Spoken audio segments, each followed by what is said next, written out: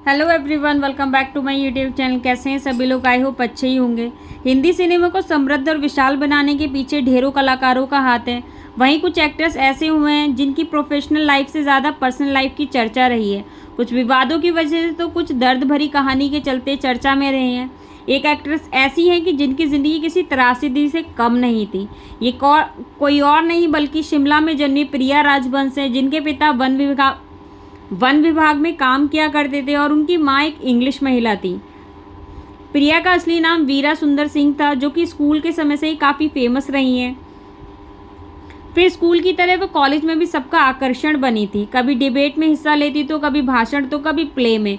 एक बार दी ट्रिब्यून को दिए इंटरव्यू में प्रिया राजवंश के कॉलेज के स्टूडेंट ने उनके साथ के समय को याद किया था। उन्होंने बताया था कि कैसे प्रिया बिल्कुल फ्री फ्रैंक थी, सबकी नज़रें उन पर रहती थी। कुछ छात्र तो उन्हें फ्री फ्लर्ट भी कहते थे। कॉलेज के पूरा होते होते प्रिया राजवंश का पहला प्यार बन चुका था थिएटर और एक्टिंग।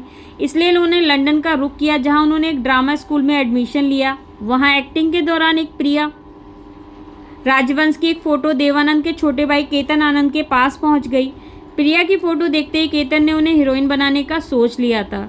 निर्देशक चेतन ने साल 1964 में प्रिया को वॉर ड्रामा फिल्म हकीकत से लॉन्च किया था, जहां उन्होंने धर्मेंद्र के साथ काम भी किया था। इस फिल्म से उनकी एक्टिंग की खूब तारीफ भी हुई और कुछ ने तो उनकी तुलना स्मिता पाटिल, शबाना आजमी और ओमपुरी जैसे मजे हुए कलाकार से भी की थी।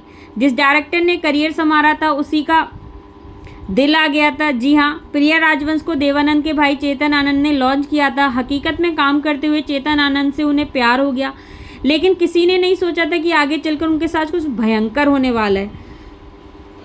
दरअसल चेतन पहले से शादीशुदा थे और 15 साल बड़े भी थे। हालांकि पत्नी से अनबन के चलते वह उनसे अलग रह रहे थे। दोनों के 2 बेटे भी थे। ऐसे में इस खालीपन को भरने में प्रिया ने काफ़ी साथ दिया था। धीरे धीरे दोनों एक दूसरे को पसंद करने लगे और दोनों साथ में लिव इन में रहने लगे थे। प्रिया राजवंश को लेकर चेतन आनंद इतना पॉजिटिव थे कि वे उनके किसी भी डायरेक्टर के साथ काम नहीं करने देते थे। करियर में जितना भी काम प्रिया ने किया वो सिर्फ चेतन के साथ ही किया है। और ये भी दिलचस्प बात है कि दोनों इतना प्यार करते थे कि साथ ही रहते थे, लेकिन शादी नहीं की थी। हकीकत में काम करने के बाद प्रिया राजवंश 6 साल तक किसी भी फिल्म में नज़र नहीं आई थी। उन्होंने फिर साल 1970 में हीर रांझा से कमबैक किया, जिसे फिर से चेतन आनंद ने ही डायरेक्ट किया था। प्रिया ने अपने 22 साल के करियर में सिर्फ 7 फिल्मों में काम किया था। प्रिया राजवंश ने बेशक 7 फिल्मों में काम किया हो, लेकिन उनके काम के लोग दीवाने भी थे। वो बेशक हिंदुस्तान की कसम, हंसते जख्म हो या फिर कुदर या फिर हाथों की लकीरें। द प्रिंट के अनुसार चेतन का जब निधन हुआ तो वह जिंदगी में अकेली पड़ गई। खैर, चेतन ने भी अपनी वसीयत में प्रिया को पूरा हक दिया था। उन्होंने पहली शादी से हुए 2 बेटे और प्रिया के बीच संपत्ति का बंटवारा भी किया था। खैर, प्रिया राजवंश ने जिस प्यार के लिए पूरी जिंदगी कुर्बान दी, उनके साथ अंत और भी दर्दनाक था। 27 मार्च 2000 को प्रिया की लाश उन्हीं के बंगले से मिली। पता चला कि ये नेचुरल डेथ नहीं बल्कि हत्या है, जो कि जांच शुरू हुई। मर्डर का शक 2 नौकरों माला और अशोक को गिरफ्तार किया गया, तो चेतन के दोनों बेटों पर भी शक गया। दरअसल प्रिया ने अपनी डायरी में चेतन के बेटों से अपनी ज़िंदगी को खतरा बताया था। Thanks for watching, bye bye.